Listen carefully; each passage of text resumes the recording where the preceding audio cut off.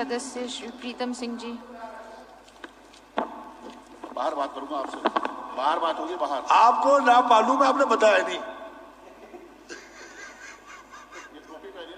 मंत्री जी नारायण नगर से तो नहीं है ज्यादा लोग?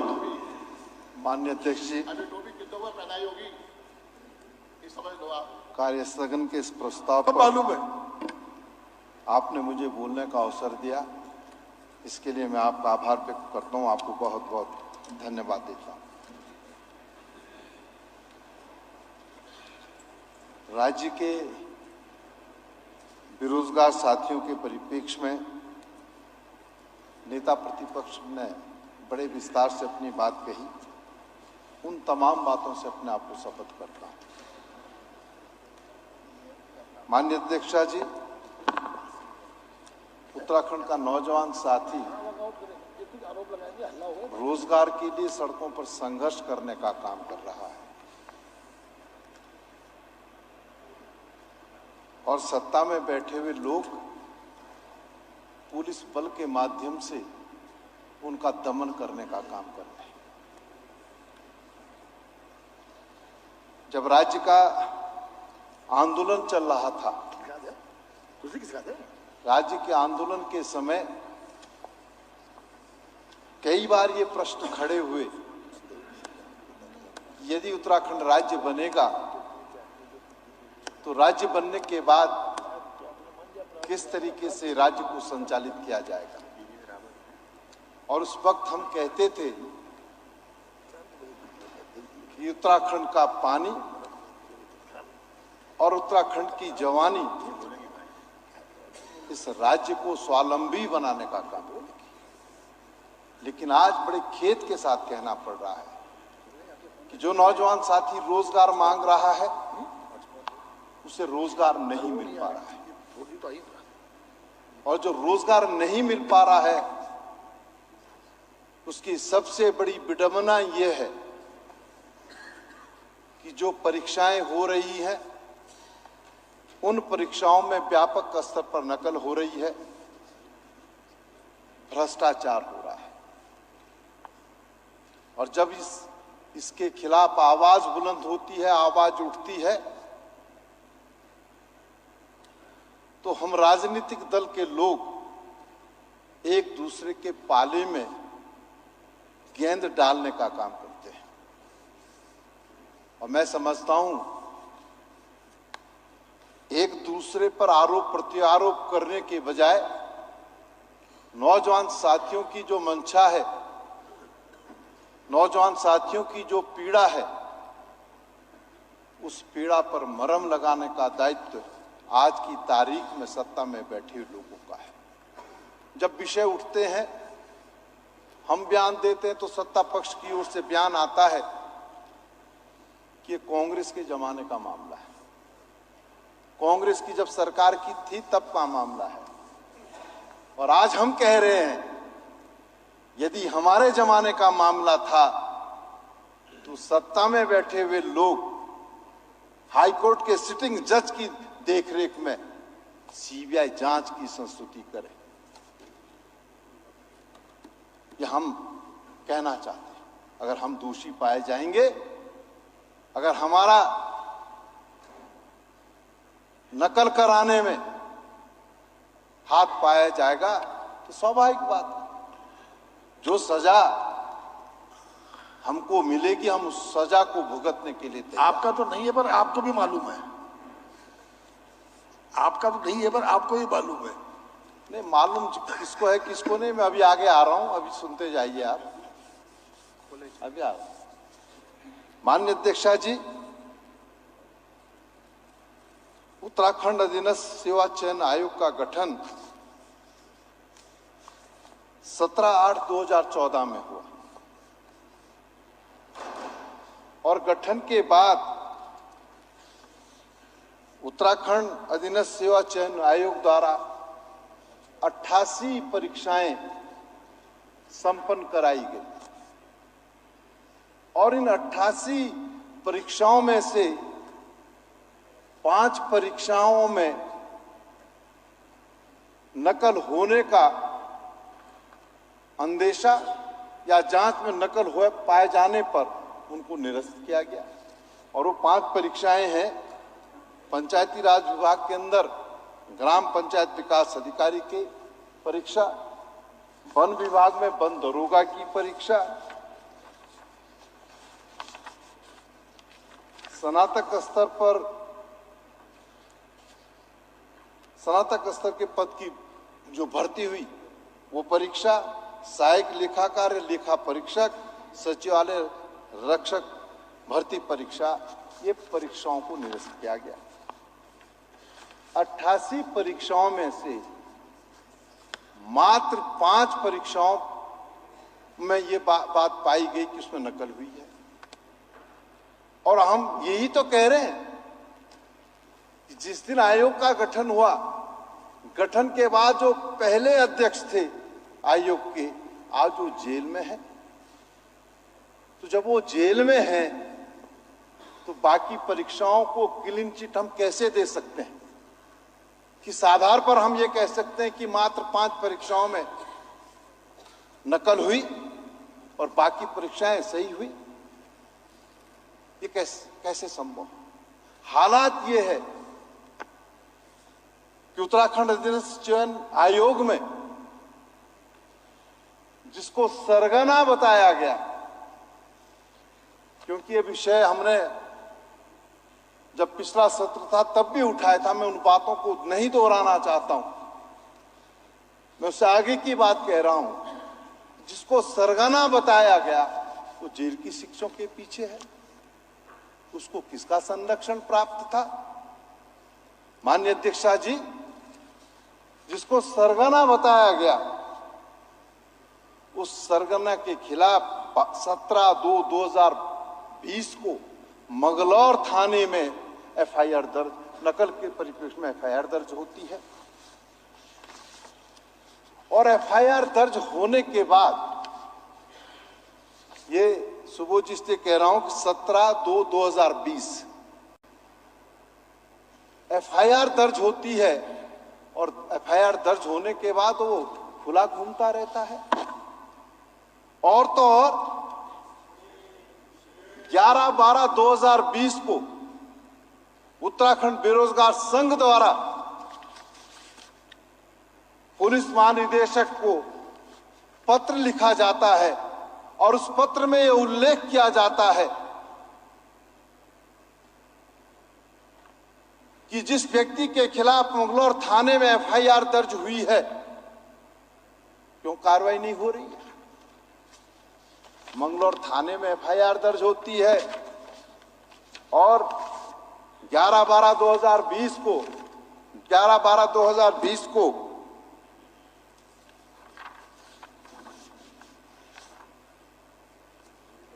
उत्तराखंड बेरोजगार संघ जो है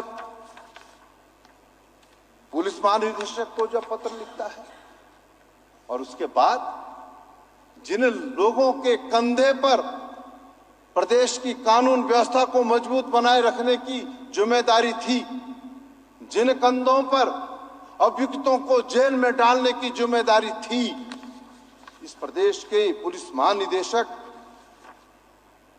2022 में उसी अभियुक्त के घर, उसी अभियुक्त के रिजॉर्ट में जाने का काम करते हैं। क्यों? इसीलिए हम कह रहे हैं कि सीबीआई जांच होनी चाहिए और सिटिंग जज की देखरेख में होनी चाहिए। अगर कानून के रखवाले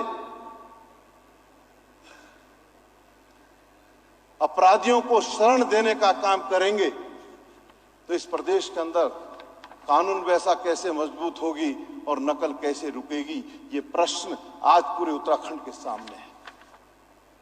माननीय अध्यक्षा जी, और तो और अब मैं आपके माध्यम से सरकार से कहना चाहता हूं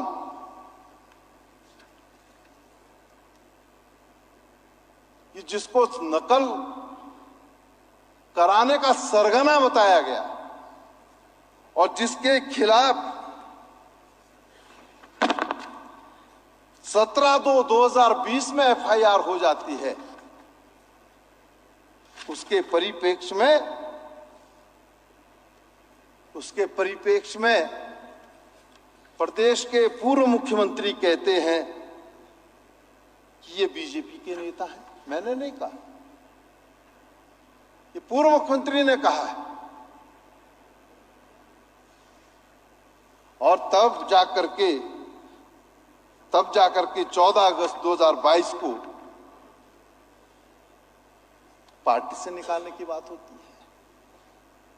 अध्यक्षा जी, आपके माध्यम से सरकार को चेताना चाहता हूं, सरकार से कहना चाहता हूं कि जो घटनाक्रम मैंने कहे हैं, जो तथ्य मैंने आपके माध्यम से सदन में रखे हैं, इसकी भी जांच करा ली जाए, मुझे कोई आपत्ति नहीं। लेकिन प्रश्न यह है कि नौजवान साथी कहता है कि उसको रोजगार मिलना चाहिए और उस रोजगार पर डकैती डालने का काम वो लोग करते हैं जो नकल कराने के जिनको सरगना बताया जाता है। आखिर उन सरगनाओं को किसकी शय है? मैं तो एक बात के लिए साधुवाद देना चाहता हूं सरकार को कि हम शुरू से एक बात कह रहे थे कि भाई सीबीआई जांच होनी चाहिए और हाईकोर्ट के सिटिंग जज की देखरेख में होनी चाहिए। एक बात के लिए इसलिए साधुवाद दे रहा हूं माननीय अध्यक्ष जी कि कम से कम हाईकोर्ट के सिटिंग जज की बात तो आपने मानी, लेकिन सीबीआई जांच की संस्तुति क्यों नहीं कर रहे हो? जब आप ये कहते हैं कि कांग्रेस के जमाने का मामला है, तो आपको तो 4 कदम आगे बढ़ करके जो तत्काल प्रभाव से जो है सीबीआई जांच की संस्तुति करनी चाहिए थी। लेकिन सरकार कदम पीछे खींचने का काम इसलिए कर रही है, अगर सीबीआई जांच होगी तो उसमें बहुत सारे वो लोग जिन लोगों ने जिस व्यक्ति को नकल का सरगना बताया गया है उसको संरक्षण देने का काम क्या है, वो भी घेरे में आएंगे, वो भी सीबीआई की रडार पर होंगे। और हाईकोर्ट के सिटिंग जज की जब जांच होगी तो दूध का दूध और पानी का पानी हो जाएगा। ये हालत, ये स्थिति है इस प्रदेश के। और जब उत्तराखंड अधीनस्थ सेवा चयन आयोग परीक्षाओं को सही तरीके से संचालित करने में अक्षम साबित हुआ, तब उसके बाद परीक्षाओं को कराने की जिम्मेदारी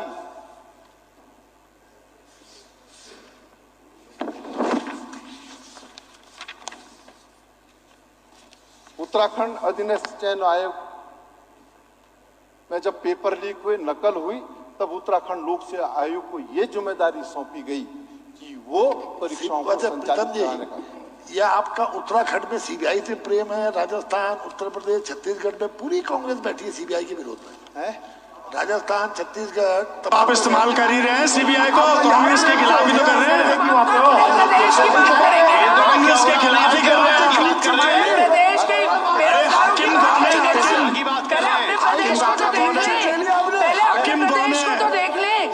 फिर पड़ोस में जाएंगे। मैं माननीय अध्यक्षा जी, क्योंकि सम्मानित हमारे मंत्री हैं सुबोध जी ने एक बात कही कि ये उन्होंने कहा कि सीबीआई जांच से आप दिल्ली से क्यों डर रहे? एक कटु सत्य है, इसमें कोई सत्य छुपा हुआ नहीं है कि जो आवाज सत्ता में बैठे लोगों के खिलाफ उठती है, उस आवाज को दबाने के लिए सीबीआई, ईडी और इनकम टैक्स का प्रयोग लगातार होता जाता है। वही तो कहना, फिर क्यों प्रेम अचानक क्यों जगिए? और इसीलिए मैं माननीय मंत्री जी से कहना चाहता हूं, इसीलिए हमने कहा कि सीबीआई जांच हो, लेकिन हाई कोर्ट के सिटिंग जज की देखरेख में हो। ये हमारा। आप बोलेंगे सीबीआई बिकी हुई है, सुई घूम रही है आप पे। अरे नकल का सरगना, उस हाकम का हाकिम कौन है? आज उत्तराखंड के लोग उसको ढूंढने का काम कर रहे हैं और सरकार उसमें विफल साबित हुई है। मुझे कहते हुए संकोच है। माननीय अध्यक्षा जी, उत्तराखंड लोक सेवा आयोग द्वारा 2000 से आज तिथि तक 98 परीक्षाएं आयोजित की गई और आपके सामने है कि 12/3/2023 को पटवारी और लेखपाल की जो भर्तियां आहुत की गई, उसमें व्यापक स्तर पर नकल हुई। पहले तो उत्तराखंड अधीनस्थ चयन आयोग में नकल हो रही थी और अब स्थिति ये हो गई कि उत्तराखंड लोक सेवा आयोग, जिसको हम ये समझते थे कि वो फुल प्रूफ व्यवस्था के तहत परीक्षाओं को संचालित कराने का काम करेगा, वहां पर जो है लेखपाल और पटवारी भर्ती भी जो है उसका परीक्षा पत्र भी जो है लीक हो जाता है। तो हम अब कैसे यकीन कर लें, हम अब कैसे भरोसा कर लें कि उत्तराखंड लोक सेवा आयोग द्वारा जो 98 परीक्षाएं पूर्व में की गई हैं वो बिल्कुल सही तरीके से हुई है। हम कैसे यकीन कर लें कि उन परीक्षाओं में नकल नहीं हुई। और इसीलिए हम कह रहे हैं कि सीबीआई एक से प्रीतम जी, मान्य अध्यक्ष जी, कहीं से कुछ जलने की बू आ रही है। प्रीतम जी का दिल तो नहीं जल रहा, लेकिन आ रही है कहीं से। नहीं, ये असली में आ रही है, वास्तव में आ रही है। आ रही है? हाँ, महक आ रही है, स्मेल है ये जलने की। बहुत ज्यादा स्मेल है। हाँ आ तो रही, नहीं ज्यादा स्मेल है। हाँ आ रही स्मेल ना। आवाज में इतनी सत्यता थी कि वायर भी जल गए। देखो इसको चेक करो भाई, एक बार चेक कर ले। माननीय अध्यक्ष जी, आयोग पर भी इसलिए ये बात उठती है क्योंकि आयोग में लेखपाल भर्तियों में जो नकल हुई, जो भ्रष्टाचार हुआ, उसके तहत आयोग में जो अनुभाग अधिकारी थे उनकी गिरफ्तारी हुई और वो अनुभाग अधिकारी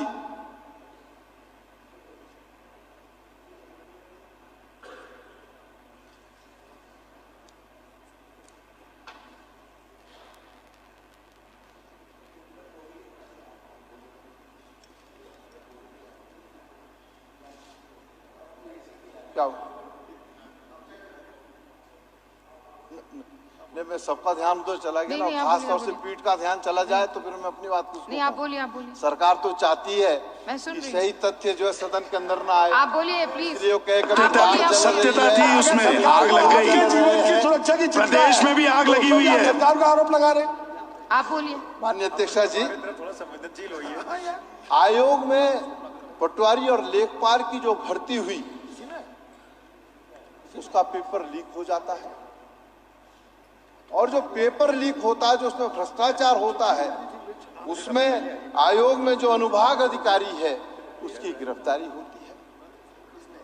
और मैं आपके माध्यम से सरकार से कहना चाहता हूं, वो अनुभाग अधिकारी 7/5/2004 से आयोग में कार्यरत थे। 2005 से जो व्यक्ति आयोग में कार्यरत है वो 12/2/2023 को जो लेखपाल की भर्ती होती है उसमें संलिप्त पाया जाता है। अब जो अनुभाग अधिकारी इस परीक्षा में नकल कराने में जो है सम्मिलित पाया जाता है, तो इससे पूर्व जो आयोग द्वारा जो है 98 परीक्षाएं की कराई गई है, उस पर हम ये कैसे मान लें कि इसमें नकल नहीं हुई। इसलिए तो कह रहे हैं हम कि हाईकोर्ट के सिटिंग जज की देखरेख में सीबीआई की जांच होनी चाहिए। और गजब स्थिति क्या है, जब पटवारी और लेखपाल में परीक्षा लीक हुई तो उसके बाद आयोग के लोगों ने कहा कि हम ऐसी व्यवस्था करेंगे कि नकल नहीं हो पाई।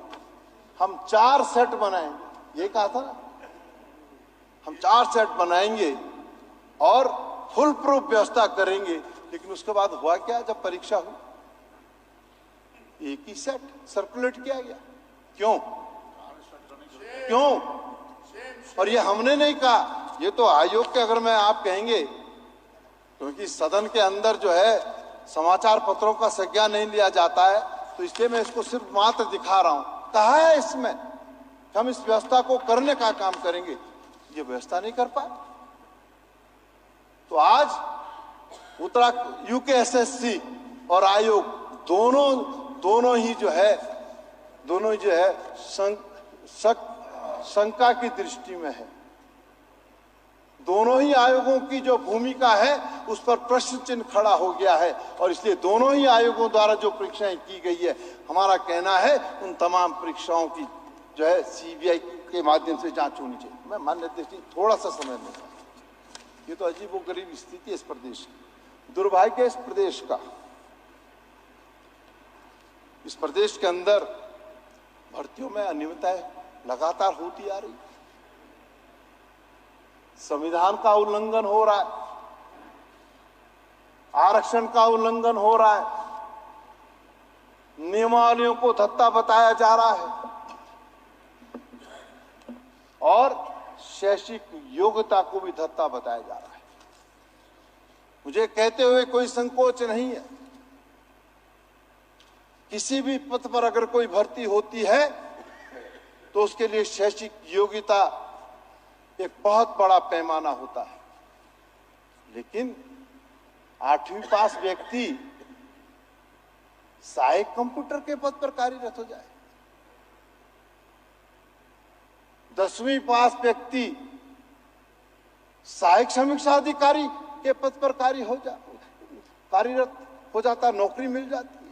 तदर्थ और नियमित का खेल करके जिस तरीके से इस प्रदेश के अंदर नौकरियों में बंदरबांट हो रही है, माननीय अध्यक्ष जी, आज उत्तराखंड का नौजवान उसे स्वीकार करने के लिए तैयार नहीं है और इसीलिए नौजवान साथिया सड़कों पर संघर्ष करने का काम कर रहा है। सरकार से कह रहा है, यदि प्रदेश के अंदर अनियमित तरीके से भर्तियां होंगी, नकल का बोलबाला होगा और भ्रष्टाचार होगा, तो नौजवान साथी सड़क पर उतर करके सरकार के खिलाफ संघर्ष करने का काम करेगा। और अगर पुलिस बल के माध्यम से नौजवान साथियों को रोका जाएगा तो इस युद्ध में कांग्रेस उनके साथ खड़ी होगी। ये मैं आपके माध्यम से सरकार को कहना चाहता हूं, चेताना चाहता हूं। मैं आपका आभारी हूं, आपका आभार व्यक्त करना चाहता हूं।